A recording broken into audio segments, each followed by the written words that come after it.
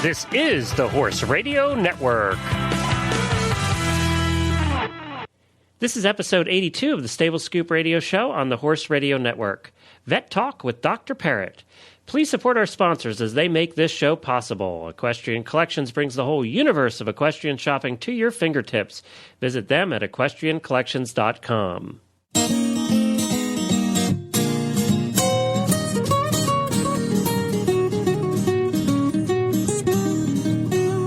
Welcome to the Stable Scoop, with weekly shows delivered right to you. With Helena and Glenn the Geek, live from the stable, it's every week. They bring you the news through hail or high water, while using their tails as their own fly swatters. So sit on down and laugh till you poop, cause it's time again for Stable Scoop. Stable Scoop. The Stable Scoop. Stable Scoop. This is Glenn the Geek. And this is Helena B., and you're listening to the Stable Scoop Radio Show on the Horse Radio Network. Well, hi, Helena. Hi, Glenn. It's spring. I know. It's like 65. It's going to be almost 70 degrees here in Lexington today. I mean, I know it's not officially spring, but I'm going to pretend it's spring. Now, have you melted all your snow and everything? We have no snow, but we actually didn't get any snow. The rest of the Northeast that's right. got dumped on. Everybody got clobbered, and you missed it. Yeah. It's gorgeous here today. It's about 60, I would say, right now. So that's pretty good for the Northeast. Well, we have a fun show planned for today, and it always goes long, so we won't talk too much. There's just one thing I want to mention, and then we'll get to Dr. Parrott. Has been on with us before. We do a segment called Ask the Vet or Vet Talk. We just talk about veterinary stuff. But this time we asked for some help on Facebook from our listeners. We asked them to submit questions to us, and they did. They came through with a bunch of questions this time, didn't they? Oh, yes, they did. Some good ones, too. So we're looking forward to lambasting Dr. Parrott with all of our questions. And, of course, we always submit the questions to him ahead of time so he has a chance to prepare. And then we always end up giving him 10 new ones. So and you have a story, show hog. So one thing I wanted to mention that's just kind of fun. Did you see you know what a Rube Goldberg machine is? No, but did you get the video? Did you see the video from OK Go, the group, the musical group? No. There is a new video from a musical group called OK Go. They do fun kind of videos, and they actually tour the country. It's actually apparently a popular group I've never heard of. And they did this video called This Too Shall Pass. It's the name of their song. But they hired a company to come in and do a Rube Goldberg machine. And if anybody doesn't know quite what that is, it's a machine that they build that does one thing that leads to another, like a ball rolls and knocks something else down and dominoes go. And then think Tom and Jerry. Yeah, it just leads into 100 different things. Well, they did this to their musical song. It was one of the best I have ever seen.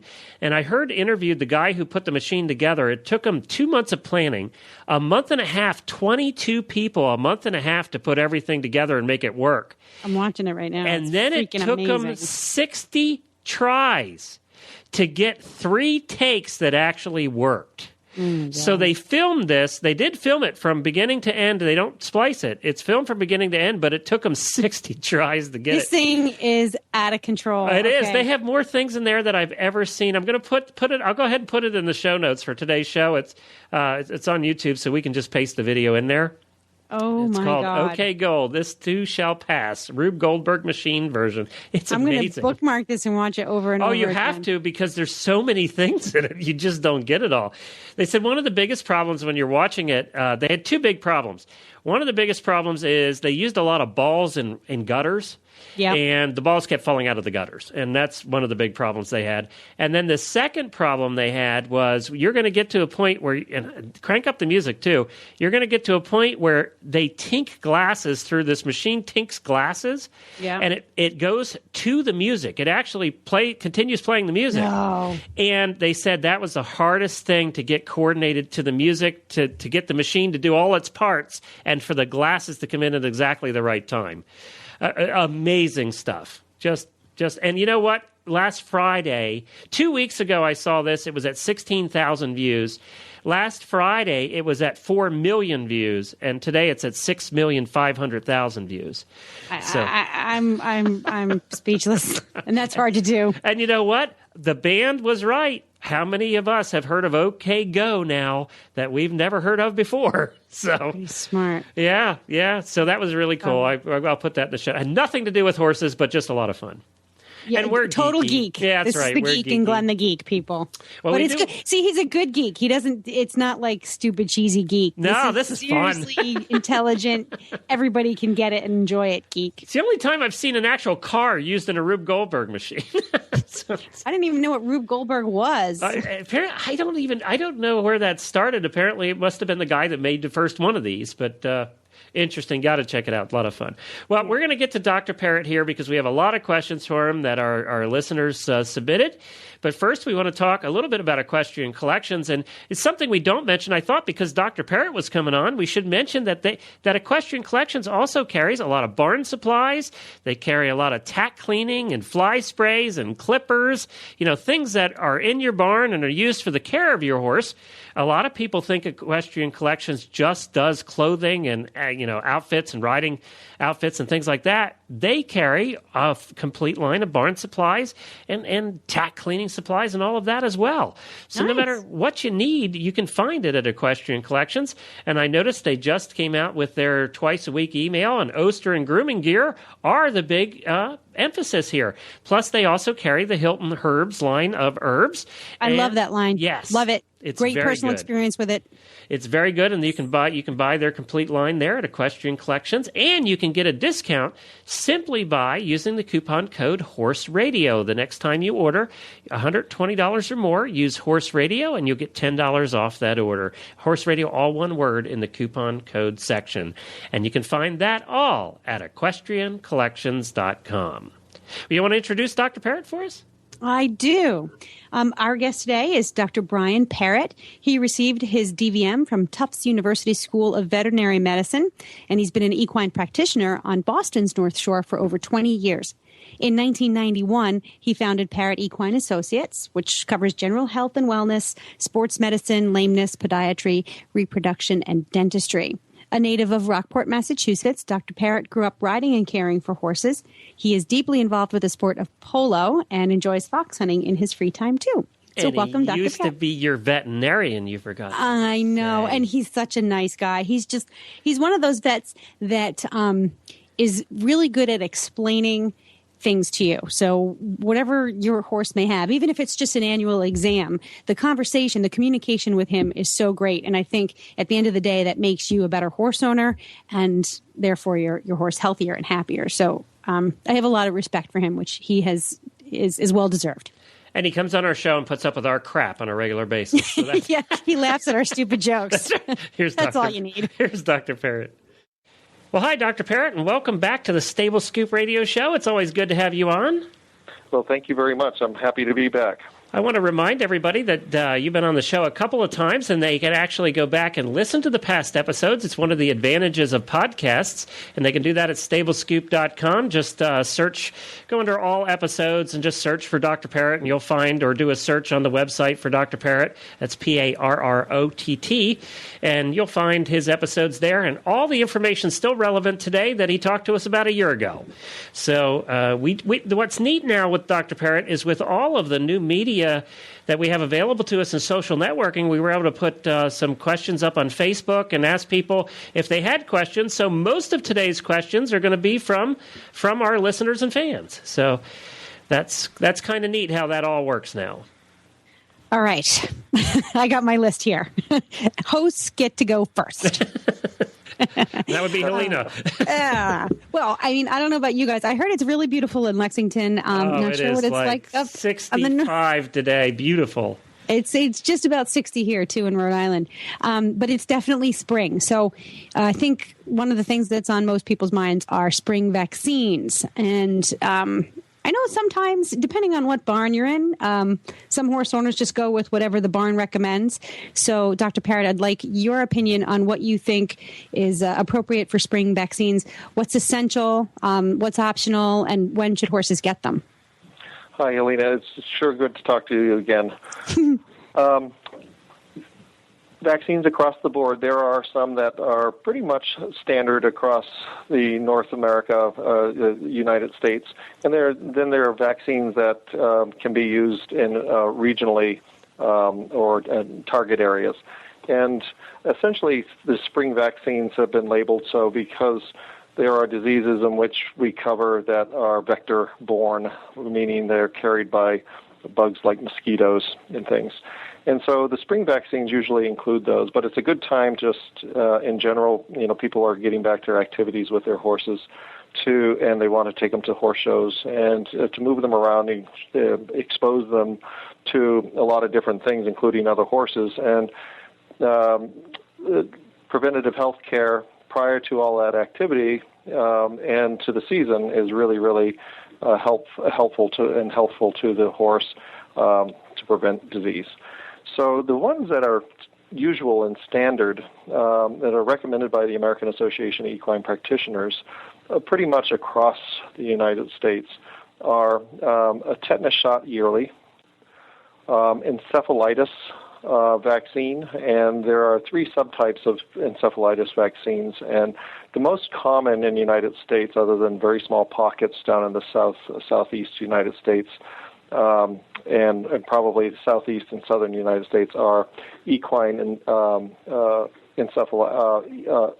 equine encephalitis and western equine encephalitis, 2 forms, serotypes that are distinctly different, but are carried by mosquitoes in their region. So the vaccines have been developed so that they're in combination.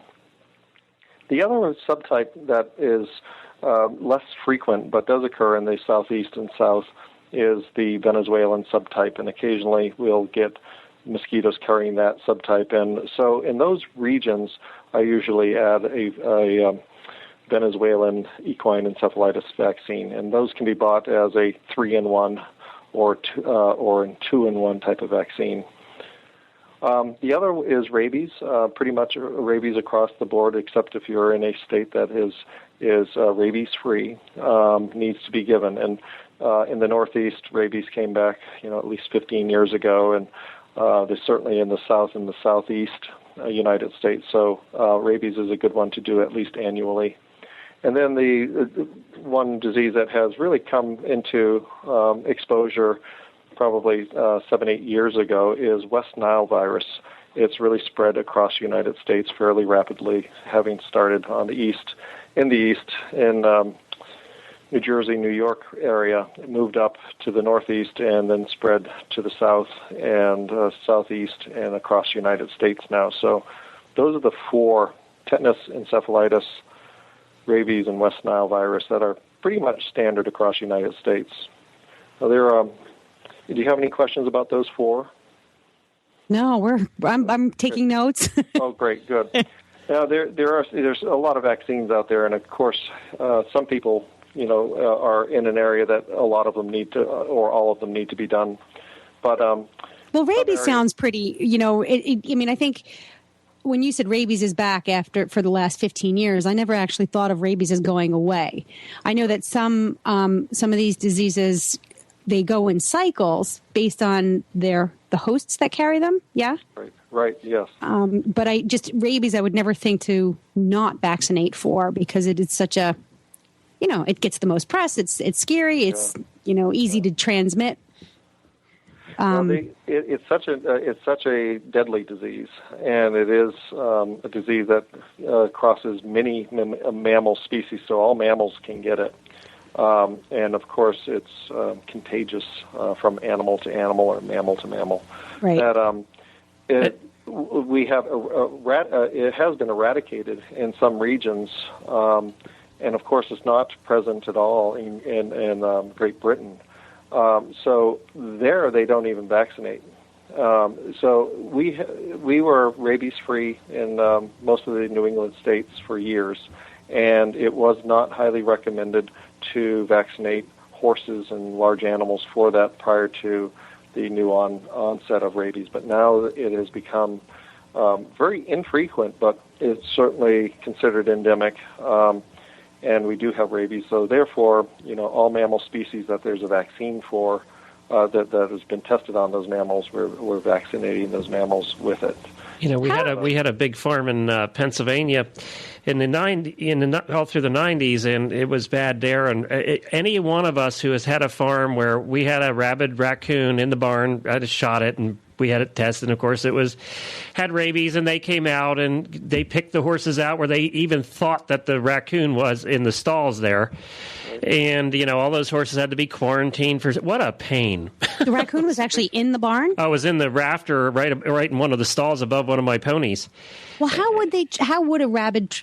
other than an all-out bite, is that how a raccoon would transmit it to a horse? Yes, it needs to be basically direct contact. The organism is extremely labile, which means very sensitive to heat and so temperatures and dryness and stuff. So it really needs to outside of the animal system. So the organism doesn't live in temperatures outside of the normal temperature span of a living organism or a living mammal. Okay, so once it's exposed to air and light, it starts to. It doesn't. Dead rabbit animal. Essentially, 24 hours after its body has gotten cooled off, there's no organism alive in that body, so it could essentially be in contact. Theoretically, it could be in contact. Boy, between this conversation and some of the questions we have coming up, this is going to be a very... This is going to be the gooey... It's going to be the gooey gross ass event show. Episode. Now, we did... I think what they had us do was the pony that the horse or that the rabid raccoon was in that stall, they couldn't be sure, so that the state wanted that one and the stall next door. Yeah. Those two horses had to be quarantined then. Yeah, that's right. They quarantine and observe for a specific amount of time. Yeah, it was a long time, too, if I remember right. Yeah. It can be several, especially if they've been vaccinated before sometime in their life. But if they've been non-vaccinated, then it's a shorter period of time. But there are mandates that are made by the Board of Health and the state and federal Board of Disease Controls that have looked at the disease quite closely. So it's best just to follow their recommendations. And it's a giant hassle. Is there anybody with dogs and cats knows that if an animal falls out of its those species, the dogs and cats in most states are required by law to be vaccinated. Well, large animals and horses in general are not.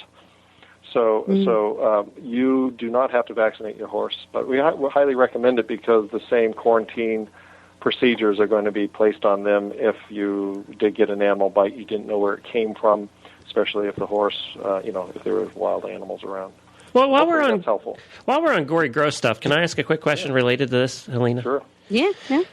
We also came in contact with a couple of foxes that had come down with mange. Is that something that can be transferred to a horse? Yes. Well, if it's sarcoptic mange. Well, let me tell you, this thing looked like a creature out of a horror movie with all its hair gone and covered in scabs, and had killed about 5 of our cats. Never ate them, just killed them all. And we actually were finding dead cats, and we went up. Our barn was tough on cats. We went upstairs in the barn, and this thing came out right beside us, and it really freaked me out because it was like something out of a horror movie. Oh. And we found it a day later dead on the property. But what a nightmare that was. And you sure it had mange? In mange is pretty characteristic. The animals that have it are if you can get up close enough to visualize them, or through a pair of binoculars, you can sometimes see it. But it's very classic. They have this they're losing their hair. Their skin becomes very rough and rugated, so that it looks thickened and wrinkly. And it's hyperkeratotic. They're producing a lot of cells, so there's a lot of dry, flaky skin. I'm telling you, it's something out of a horror movie, Dr. Parrott. A good part of their body will be completely nude, and then another part may have a tuft of hair here or there. Yep, and exactly. They're always thin, and they always look poor. That was it. Poor doers, and it'll go through, and it's one of the diseases that definitely controls the wildlife species, because when it gets into a den or through a group. Of course, these animals live in groups, and so it'll go through a whole lot of them and wipe them out because it just causes them to be such poor doers. It just zaps their. Now, is that the same thing? Do they have to actually bite the horse? Well, you said there were two kinds, right? No. With mange is a skin parasite. It's a mite that burrows its way under the epidermis, under this top layer skins, and gets into the dermis, and migrates there and inflicts a tremendous inflammatory response. The body tries to kill it, it can't, and it just lives there, feeding off of debris and stuff that it's locked into, and it's spread by contact. So essentially, if an animal lays on the ground and rubs its hair and skin, it can actually shed some on the areas that it's laying down. So some animals, like dogs, is fairly common. They'll go into a fox den that had mange, and then they'll have it all over their face and their head. So it lives around the surroundings that the mangy animal lives, and so it can be picked up fairly easily. And both so humans are not. It's contagious across the board. Most mammals can get it. Some get it less or more than others. How do they treat it? People can get it. Oh, it's treated by usually topical medications, but one of the best ones has been ivermectin, the horse dewormer. The dewormer that we use on all mammal species for one parasite or the other, but injections of ivermectin have been very, very helpful to kill off the organism. So it's become easier to treat. Once upon a time, they used to have to use tremendous, very irritating topical baths and scrubbing and things that caused a lot of irritation. It was very slow to heal the animal or person, for that matter. So now it's much easier to treat. And I know that I've heard that puppies are very susceptible to it. Yeah, and essentially because young animals, their immune systems are naive. They haven't been exposed to a lot of different things, and therefore they're not built up to those insults. So puppies, kittens, any infantile species would be more subject to having a worse case of it or dying from it, as opposed to a healthy adult that got it, and they may even have the immunity to fight it off. There's probably some ability to do that at some level. We haven't recognized it. Anytime people recognize it, we treat the animal, be it a wild animal or a domestic one, and we're able to treat it pretty effectively if the animal's not too immunocompromised. Well, all right, Helena, I'm done now. You can continue asking your questions. I always say to Helena, you're going to take the lead on this one, and I don't really have much to say about veterinary stuff, and then look what happens. You know what? We do want to warn people that if you're eating lunch, it only gets worse from here, so you might want to wait. No, I have a good question. Oh, okay. This isn't a bad one. You hear some advice from somebody. Let's say you board your horse in a barn, and the barn manager says, "Okay, it's springtime. Grass is coming in, especially in an area where the grass has been dead all year long." And they say, "Don't turn your horse out on spring grass all day long." And you hear that, you heed that advice, you follow it. With spring coming, what do horse owners really need to keep in mind about their horse's nutritional needs as the spring grass comes in, as it gets green, and how much they can or cannot graze on that? That's an excellent question, and it's a very difficult thing to deal with because, of course, the grass turns green at different rates depending upon temperature and moisture in a given area. So I think that anybody who's been around horses has recognized that they're very sensitive to, or large animals for that matter, any herbivores that are ingesting a lot of new food. And this, certainly the onset of new green grass is a new food. It's something that they haven't been subject to all winter. They're not used to it. And with the new grass comes a new flood of nutrients into that growing plant. and there's a lot of sugar, and there's a lot of different constituents that make it up, and some animals are very sensitive to those. So horses, cows, most of the herbivores, if they get too much of a good thing, they're going to get sick if they're not used to it. And so the most important take-home for any horse owner is to be aware that starting now, mostly across the United States, it's becoming spring, except for a few northern regions, and they don't need to worry about this for another 4 weeks. But after 4 weeks from now, we're looking at spring in most parts of the United States. And so the grass is coming in. It's usually fairly moist. It's growing relatively rapidly. There's a lot of new sugar and nutrients flooding into the plant. And those horses are then, those that are pastured in a large area are able to consume essentially what they want. And some horses eat more than others, so that has a factor. Those horses that are voluminous eaters, and you are in a fairly rich earth area where grass grows very rich, the soil type is supportive and nutritive, those horses are going to be subject to the most nutrients and the most sugars, and they could get colic and laminitis secondary to overeating in a given day. So one day it was cold and seemed to be fine, and then you had a couple of rains and the warm weather came in, and within 1 or 2 days that grass can grow so much that the horse can get essentially overeat something he's not used to.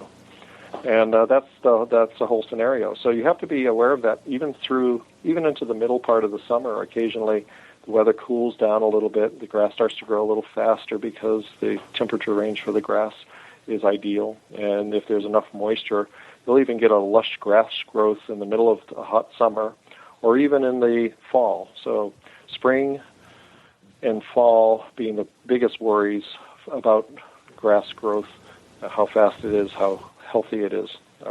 Those are the times and the factors.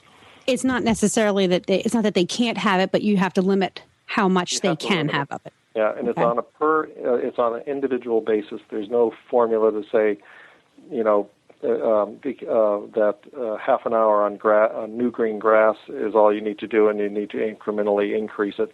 Ideally, that's what you do. You pick a plan with your veterinarian because of the area that you're in, and they're aware of what's going on. They're thinking about this stuff all the time.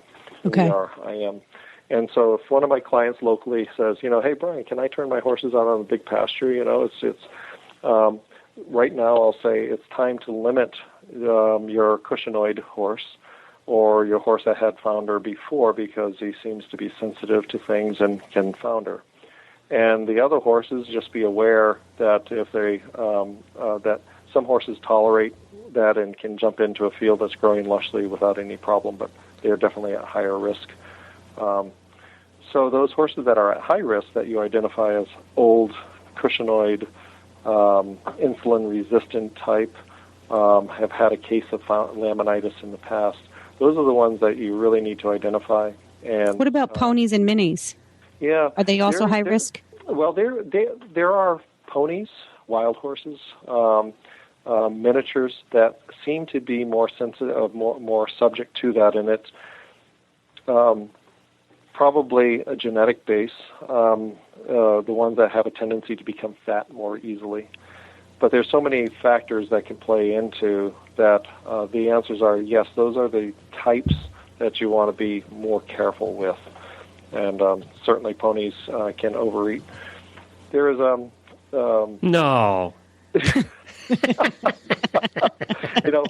Horses really, evolutionarily, they evolved to be able to eat a bunch of different stuff. They're grazers primarily, but they'll graze over large ranges just to get enough nutrients to survive. And since modern day, we've been able to fertilize our pastures and fields, and you just get this beautiful, and we're able to develop grasses that grow fast and nutrient. And we've created our own problems with that because the horse is the horse. They're supposed to be going miles and miles to get all their food, and they don't have to in a lot of our places up in the Northeast. The soil is so thick and rich, and we've been fertilizing it for years. A small, a half an acre can support a horse for quite a while. That's how you pay for the USS Dr. Parrott. Yeah. USS Dr. Parrott. So that's it in a nutshell. And so I identify the horses and then work with the veterinarian to put them on a schedule. And just be aware that if you think it's a really nice day for growing, you're seeing that grass has grown, a half an inch to an inch in a day, then it's growing awfully quickly. Your horses are going to be subject to eating all of that. And and that's what you don't want. All right, we better get to some questions that were submitted by some listeners on Facebook and an email. We appreciate everybody who submitted. And the first one, I picked this one because I've had experience with it at our farm in Pennsylvania also, from Nikki Bowman. What can you do for a brown recluse spider bite when the bite is on the horse's withers? Well, I guess that could be wherever the bite is. Right. And the area that I am in is don't have many recluse spiders or that problem. Down south in Florida, that's more common. And Glenn, I understand you might have some we had experience with that. Yeah, we had them at our house, and we had a lot of things at a house in Pennsylvania for some reason. But this farm, we had the brown recluse spider, and we could have your own show. Yeah, I know, just from this place. It was that area. We had snakes, we had poisonous, we had everything. Mangy foxes, and just all kinds of stuff. But the brown recluse spider, and first we should say that the brown recluse spider is not a big spider. If you should look it up online and really become familiar with what it looks like. It is brown. Be cautious, because if you look it up online, you need to be prepared for some gory photos. Yes. If you have a weak stomach, you could go for the text-only versions. But you should at least know what the spider looks like. And it is kind of strange looking. And the key thing to the spider is it's two antennae. Most spiders, the antennae come out and sort of evenly around the body. The brown recluse has two that come out almost straight ahead. In front of its head, and that makes it a little different than a lot of other spiders. Anyway, we had a cat that was bit by one. We didn't know what it was. All we knew was the cat was sort of favoring the leg, and we'd look at it. Well, the next day we looked at the cat, and a lot of the skin was eaten away. Just had disappeared. And we thought, well, what's this? We had no idea. And by the next day, we thought, well, we better get this cat to the vet the next day. By the next morning, pretty much the whole top of the arm was gone. It was just an open wound. It just like melts away. I don't know how else to describe it, Dr. Parrott. It just disappears. And you have this big open wound, and we brought the cat to the vet, and by that point it was like, okay, put the cat down. But and from what I understand, we did a lot of reading then, because we did look around the house and we actually found a couple. And we had them in our basement was the place where we found them, which kind of makes sense, I guess. And we actually had a horse get bit by one too. So I know what this poor person's going through. And it really disintegrates the tissue. From what I understand, it doesn't necessarily kill big animals like humans or horses, but it can make a hole in you. Right. And at least, I wouldn't doubt that at all. The recluse spider may have a venom in it that creates that necrotizing agent or toxin that can damage and destroy cells. It also could carry a bacteria that it could carry a toxin that does that type of thing. And the treatment for that I've read that has been used for that, once you're identified that you have something developing that bad, you want to get it to a veterinarian right away. But one of the treatments for it is a sulfonic antibiotic called Dapsone. That has probably been used as an antibiotic against the wound or the necrotized area of the skin that could easily get infected by other organisms around it, so that the antibiotic is possibly prophylactic. It's also possibly treating some of the common types of bacteria that are in the reclusive spider's bite.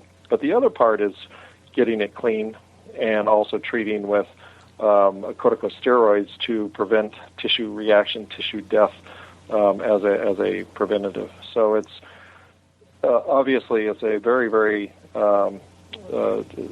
severe bite, and anybody that notices a injury or wound to an animal that is not getting better within a short period of time, and certainly worse within 24 hours, needs to contact their veterinarian, especially if they consider a spider bite or something that they can't understand.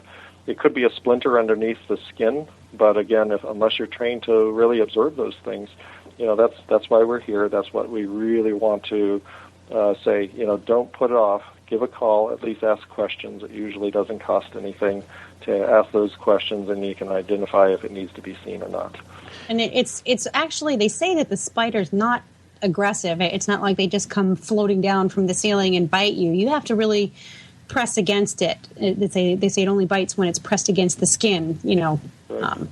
So don't freak out there. See, if I heard brown recluse spider, I like my husband freaks out. He thinks every spider is a brown recluse. My wife too. They only get pissed off when they're brought out of their reclusiveness. Yeah, I guess. I think it's smashed.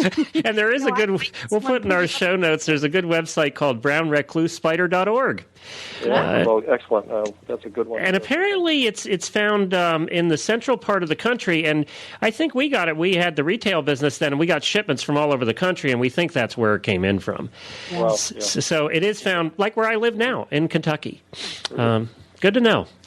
All right, go ahead, Helena. We have from another fan, Jill Broyles. She writes, I know most vets recommend giving booster shots to mares 1 month before their foaling date. How close to foaling would you recommend they not vaccinate? Does that make sense to you, that question? It sure does. Okay. And that's very easy. And I'll give you the recommendations for vaccines first, and then anything short of that should be very careful. But the normal last vaccines to be given to a horse, if you remember, and on a schedule, is generally at the 10th month of pregnancy, so 1 month before they actually foal. That's an ideal time to vaccinate them. 11 months is the typical gestation? Yes. Okay. Yes. And about a month before they're supposed to foal, to give them their annual vaccines or their spring shots is a good time. That will help to allow the mare to develop immunity to the new to the vaccines, and put that vaccine as antibodies into the milk that's going to be developing within a month. And then the foal is essentially vaccinated for most diseases that you vaccinate for at the time of foaling.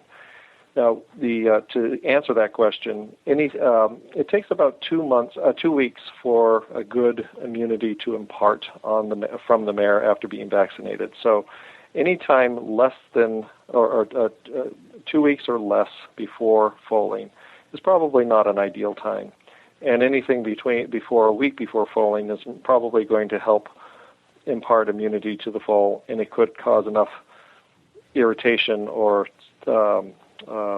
inflammation in the mare that they go into early foaling. So they may actually induce parturition or induce foaling if they have a reaction to the vaccines that close to foaling. So definitely within a week, do not do it. Within 2 weeks, talk to your vet and try to get the vaccines done by the 10th month. Very good. Helpful? It was, yeah. All right. It actually was interesting enough that made me want to learn more about foaling and breeding and all that stuff. Yeah, it's funny how one time of year. Yeah, I mean, I hate to. I'm not a big fan of breeding because I think let's give homes to what's already alive, what's already out there. But I understand it. It's there, and there are good reasons for breeding, but. I got to tell you, Helena, that when you live in Lexington and you drive around here this time of year, it is unbelievable how cute the babies are. I know. Well, I was there. We love babies. Exactly. Breeding. Yeah, it's good for the heart too, they say. There you go. But the whole process of reproduction, of equine reproduction, is so fascinating and wonderful that you can't help but get sucked in. And this little question just sort of, I don't know, sparked that. There's another show I see coming. All right, Dr. Parrott from Andrea Hill. My horses have dry, flaky ears. What can you put in their ears for the dryness? And there actually were a lot of people giving answers to this one on Facebook. And one of the answers was Vaseline. I remember that. Yeah. Dry, flaky ears. Well, it can be simply just dry skin if the skin looks normal, other than being dry and flaky. But it also could be a condition called aural plaques, spelled A-U-R-A-L, plaques. And that condition is really common. Usually it looks like a horse that has depigmented, or therefore white skin in a normally pigmented area. And the hair doesn't typically grow on those areas that are producing these oral plaques. And they're usually raised, what I call hyperkeratotic, but basically thick, callus-like little pieces, and sometimes they're fronds, little white, flaky, almost like plant-like material that's coming off of the skin. And those oral plaques, so if the condition that she's seen and describing appears to be depigmented, hairless, and thick, flaky, white skin, then that could be oral plaques. And those, in those cases, that's one condition typically associated with the little tiny black flies. Simuliums will sometimes irritate, bite the ear, and spread a little virus called the papilloma virus. And basically what you're seeing is a skin viral infection that can stay there for years and years, and forever, for that matter, and sometimes spread locally in that area. And, of course, that's a place where these little tiny black flies can bite and pick up a particle of virus and carry it to another horse. So that's one possibility. Is there something for both? Like if it's just dry, flaky skin, what would you tell them to do? Right. For just dry, flaky skin, any kind of emollient, something that has like a Vaseline base, a very mild petroleum base, and that you can just rub it over the area. It protects from drying too much. So you can just gently clean the ears with a little mild soap and water, and then after you dry them off, apply some Vaseline. AD ointment works well. Some people even use the mineral oil that we treat colics with, a small amount of mineral oil inside the ear. And you don't want large gobs of it, but just enough to protect the skin from getting dry. Okay, cool. Lanolin-based products work nicely and soothe the skin. But if it's something like oral plaques, then there are some new treatments for that. In the past, we've just used mineral oil, but now we have a nice product called Aldera. It's Immunoquid, and it's a drug that was developed for humans and human warts, and we've used it on equine sarcoids and on oral plaques on horses, and we're finding it very effective to cure it. Do all vets own stock in mineral oil companies? Because we sure use enough of it. Not a bad idea, anything wrong with a horse, use the mineral oil. Get the bucket out. Well, no, even for dogs. I mean, every time my dog ate a sock, we'd give her like 5 tablespoons of mineral oil. It's like mineral oil and witch hazel. There you go. Mineral oil, witch hazel, cures everything. Well, Dr. Parrott, hold on here 1 second. We do have to do a commercial, and we'll be right back with a couple more questions. Are you a small farm owner? Do you train horses or teach lessons? If so, how do you attract new business? One great way to market your small business is with a print advertisement in your regional equestrian publication. Whether it's the omnibus, a stable directory, a magazine, or a newspaper, a tasteful and creatively designed print advertisement can really go a long way in establishing credibility for you and your business. And we all know how important credibility is in the horse world. In fact, it's crucial. One very simple way to get that credibility is with a really nice print advertisement. The Barnworks, a unique marketing company which caters to equine businesses, can help you get the word out about your business with a tasteful, creative, and affordable print ad. Visit our website at www.thebarnworks.com to view some samples of print advertisements our clients have found to be very successful. That's thebarnworks.com. Okay, here's a question from Teresa Grant. If a horse has had Potomac fever, does he or she build an immunity to it, or will the horse still need to be vaccinated twice yearly? Essentially, to answer that question correctly, the horse will develop an immunity to it. They are getting a natural infection, and they will develop a good immunity to it and against it. Unfortunately, we don't know how long that immunity will last. So it would still be recommended, even if the horse had the disease, to be vaccinated in the future.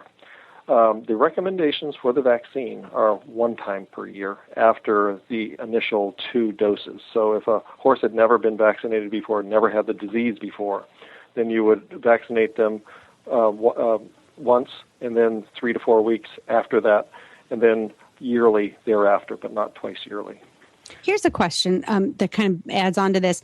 Up in the Northeast, we don't typically vaccinate for Potomac fever. Right. But I know that a lot of eventers travel pretty far. Pretty much, I mean, any competitive rider. But I know a lot of eventers will travel into different zones or areas. Would you recommend if someone's going into or competing in an area, even if it's just a few times a year, that they should vaccinate for that regional absolutely. disease? This is one of these wonderful spring vaccine questions where these are regional things, vaccines to use, and the organism itself is it's thought to be spread by some crawling vector that may be in shavings or in the ground or around, and it is a bacterial-like organism, Ehrlichia ritzitzi. I'm not pronouncing that quite correctly, but it's the organism itself is something that in some regions is much more prevalent. So like in the mid-Atlantic states, that's where the disease is heavily. And there's a huge, 3-day equestrian life there. And so horses that go into it, come from it, should be vaccinated for sure. In the Northeast, I vaccinate a number of my patients for it. We've had cases here that have developed here and only here, so we know it can be in the region, but it's also been shipped into the area by horses coming off the trail and being very sick with it. So those horses that transport around a lot, or there has been a case in which the clients are really concerned, we do vaccinate for it. So I would say about 25, maybe 30% of my clients vaccinate for Potomac horse fever. Oh, okay. That's a fair enough amount. Right. Yeah. Okay. We have another question from Kathy Penenga, and her question is, what is the anatomy of a cribber, also known as a windsucker? Is the horse actually sucking air into their trachea or esophagus, or is it something where the air is trying to escape because of gas in the stomach? It's because they're sucking air into their esophagus, and there's been some good studies about where they've actually been able to use a isotope in the air that they're using and take a X-ray of that as they're actually cribbing and watch the airflow where it goes. It fortunately does enter into the esophagus, but it doesn't build up or develop a lot into their stomach. And there's been a long thought that horses gulp this air and they're just swallowing air into the stomach, and then they get gassy and bloated secondary to swallowing too much air. And I can't cite the study right off the top of my head, but that's essentially the anatomy of it. They do suck it into their esophagus. Now, go ahead, Helena. So they use an isotope, like a radioactive marker. It's right. like a tag, right? So they can actually follow the air to see where it goes within the horse's body after it's been sucked in. Yeah. Yes, they can use You're so geeky. an X-ray camera, a fluoroscope, and actually be able to pick up this labeled, like radon labeled air. It was a cool study because it was a big question. Are horses who crib colicking because they're swallowing air into their stomach and bloating secondary to all that they're ingesting? And the answer is no, from what I understand. Now, there's some controversy amongst people about, there's people that just do not believe in cribbing collars and others that do. Right. What's your opinion on a cribbing collar? I only use them in isolated cases. I don't recommend them a lot. And primarily the anatomy of a cribber, the physiology of a cribber is that there are isolated horses that aren't fed on a routine basis, crib more than horses that are out in pasture with a herd of horses. And regardless of, of what, if it's genetic or if it's learned behavior, because that's a big area of discussion, and we don't know, there's probably some genetic base to it. The environment seems to make things worse or better. And pretty much knowing that they don't swallow air into their stomach, my thought is if they're not destroying the barn by the action, some horses are destructive cribbers and some horses are not.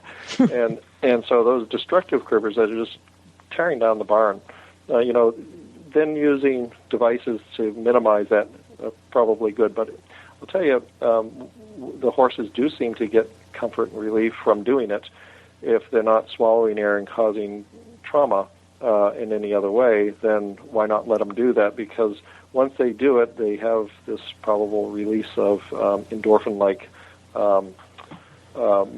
chemicals in their brain, and they get into a good place, and then they go back to feeding, and they come back and forth.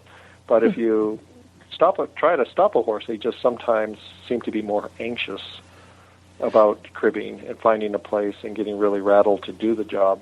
So I find that just keeping a calm environment, recognizing those horses that need a more calm environment, basically one with other horses around.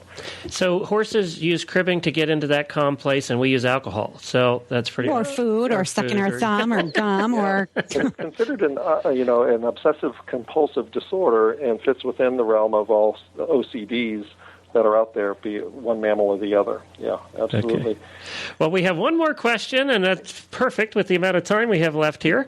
And this is from Larry Pucci, I guess.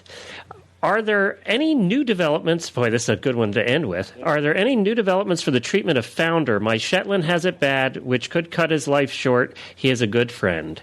And, of course, we've all dealt with Founder at one point or another, and we have at the same farm in Pennsylvania with ponies, of course. Let me guess, did you have cribbers there, too? Yes, we did. Yes. Everything. You should have named that farm Murphy's Law Farm. If it could happen, it happened at your farm. It did, exactly. Well, when I think, Dr. Parrott, this is off the topic a little bit, when we had, 20, 25 horses there, you're going to have stuff. Yes. So anyway, what about Founder? Anything new?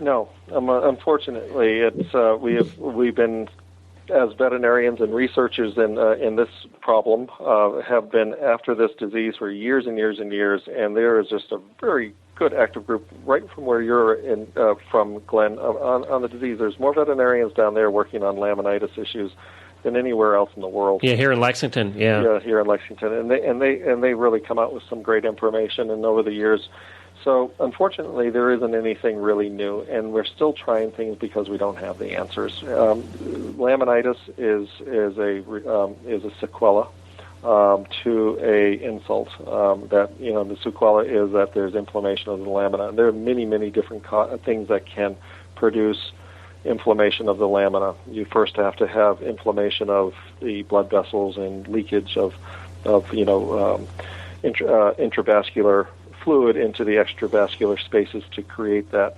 And so a horse can be debilitated, have a severe colic, and develop problems associated with that. They could be a Cushing syndrome type of horse and be predisposed to it for that reason. They can be on grass, too much grass. There's just so many different things. A high fever can bring on laminitis simply from a virus.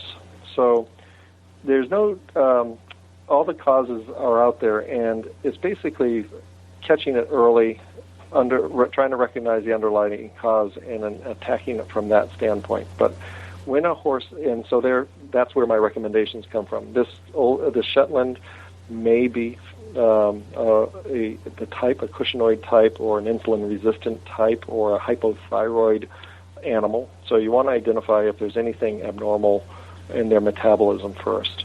And then you want to see what their lifestyle is, if there's predisposing factors that could bring it on. And that's where you have to begin. Do blood work, make sure that they're healthy, look at their diet that they're on, look at the pasture that they're on. And once they have the disease, then it's basically decreasing inflammation, minimizing activity until healthy lamina can grow and the foot can grow out, and having a very astute trimmer, be it a veterinarian or somebody who specializes in trimming damaged feet, on how to minimize stresses so that they grow out a new hoof. And so once a hoof animal's foundered, it'll take 9 to 12 months for a whole new hoof to grow out. and that lamina can be replaced. Sometimes permanently damaged, but sometimes it's not. So that's it as a big picture. If you have some questions specifically, I can go on from there. Well, is laminitis? It sounds like there can be different reasons for it, but is it like colic, where the term laminitis or founder is a generic term for a number of different physiological things that are going on within the foot? Yes. There's a basic, like there's inflammation there, but laminitis could have a very specific sub-physiology, because I don't know what I'm talking about. Absolutely, sub-pathology, absolutely. Sub-pathology, okay. Yeah, you can get, very focal inflammation. You can have very mild inflammation. You can get, widespread severe inflammation, and all of those will have different sequelae occur. So, in the worst cases, the horses literally separate their hoof horn lamina from their inner lamina that holds the bony column or the third phalanx in place. And just like your fingernail lifting off your finger, they can just come off. And in cases of severe, Potomac horse fever, and the horse gets very sick with that, one of the signs that we see is that they'll just walk right out of their hooves. So that's the most severe form of laminitis. And what we as veterinarians generally deal with is the acute and the chronic forms, regardless of what's causing it. And we treat them a little bit differently each. And it's just a huge science in itself, but it's not. We understand a lot about the pathophysiology that's going on, but there are biomechanics that sometimes cannot be reversed just because of the way the horse is designed, that it's very difficult to treat a horse that has to stand on its feet, because one of the best treatments is to get them off their feet. Right. And if we could do that, we could solve a lot more problems. Are there any research hospitals that are using slings to help treat? Slings, devices that allow the horses to be in a swimming pool for most of their life while they're swimming, so that they can't have their feet wet all that time, so that they need to be sort of in a big inner tube. That sounds like fun. Completely bubble wrapped. Sure, the horse just loves it. Right. So those are it. And how do you do that and actually be able to? So there's how do you do that and keep the water clean? Right. So management. So we're making progress in managing how we. I guess how we can make a horse comfortable or treat, but you're saying that there's still some mysteries. There's still some gaps, but what can't we do? We can't cure it, or we can't, define that wall that we're hitting when it comes to laminitis. Yeah, the wall is the biomechanics of the horse. If you have if you have a lot of separation of the lamina and the hoof wall is severely compromised, then what happens is the hoof wall and the inner hoof, which is they have to be together for survival, start to separate, and there's a lot of pain associated with that because there's nothing supporting it.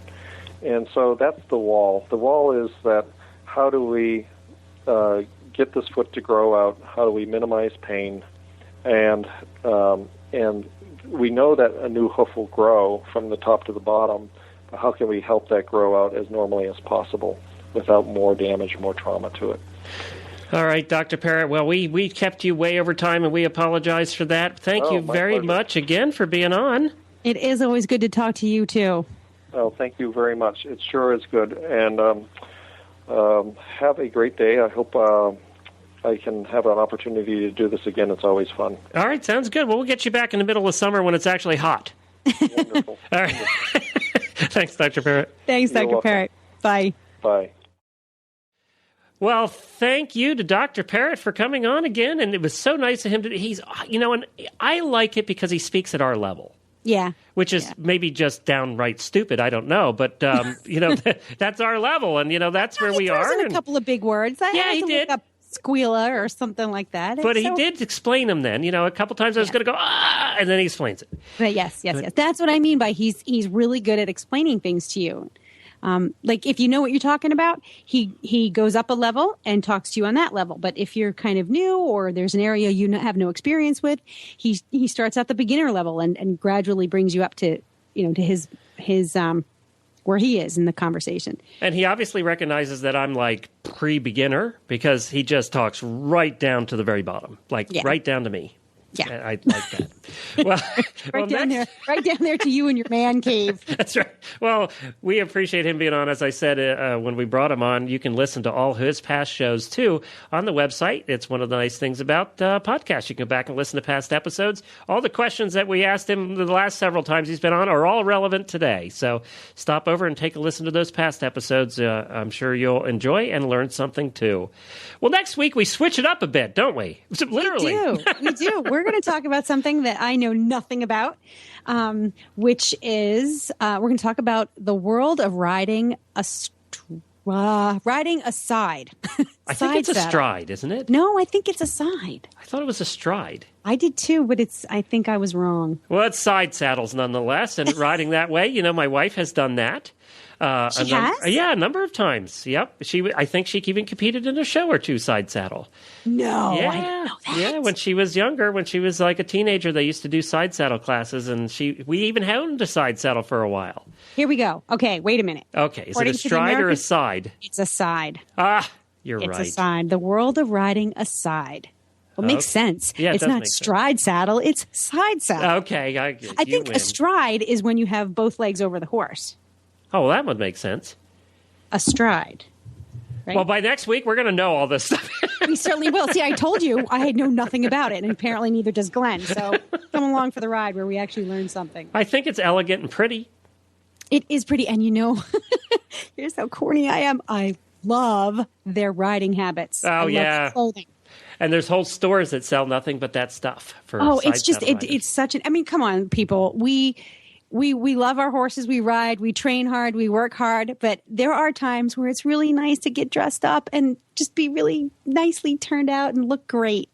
And I think the folks who ride side saddle, hands down, beat the rest of us. Now, is there anybody that rides side saddle at the hunt that you were at? Yes, there is. I just don't personally know her. There's actually a group of women who, and they usually at the Myopia Horse Show each year, they do sort of a demonstration, and it's so elegant. Now, it doesn't look comfortable sometimes, depending on your horse's gait, but it is very elegant looking, especially when they do wear their outfits. It's pretty neat. Well, there's a lot of skirts and draping, so you don't know what's going on under there. Well, the show notes are available at stablescoop.com. We'll put a link to that video we talked about, and also we'll put some links to some of the information that we discussed here and to Dr. Parrott's website as well. And you can find us... what was I going to say there, Helena? You can give us feedback right on the website using the contact link, and you can also find us on Twitter at Horse Radio and Helena_BEE. And don't forget to go to Facebook and join our fan page. We would appreciate that, and also you get to contribute to the show because we're always asking, who has done what, and for contributions for the next show, so you could hear your name on the show as well, or might get you on as a guest. Too. Yeah. We like our comments. We like to hear back from you. So Facebook is a great way for you guys to tell us what's on your mind. And we thank the Barnworks and EquestrianCollections.com for their sponsorship. Well, we're at that time of the show that everybody looks forward to when Helena screws up. So we're going to try it again. Now, we wanted to make it a little different. Remember, now we got to try and tie in next week's theme with the whole ending. So you had to introduce a degree of difficulty to my exactly. So thank you. Right. So we'll be back again next week. Where we talk side saddles and we scoop up behind them. That was pretty lame. That was bad. That was lame. I don't know. Bad. Give me something else. Set me up better than that. The side scoop, where we have the side scoop. That's side scoop. Yeah, no, scoop. No. We scoop side, scooping side. I don't think it's going to work. I don't think it's going to work for next week. So what do we do? A very fancy, well-dressed scoop. No. Why don't we elegant just go... scoop. What? Where we have the elegant scoop. I don't like that either. Oh. Well, why don't we just go back to the beginning and say, we'll be back next week with the scoop. We'll be back next week with... The Scoop on Side Saddle. And we promise next week we'll have a better ending. No, because that I one got really it. Wait a minute. I got it. What? I got it. Are you ready? Okay. Okay. Yes. Go ahead. And we'll be back next week with... The Scoop on Riding Aside. Well, that was pretty good. That was better, right? Yeah, that was better. So let's just go. Wait, The Scoop I'm on Riding hungry. Aside. I'm hungry. You're always hungry, show hog. Bye. Bye.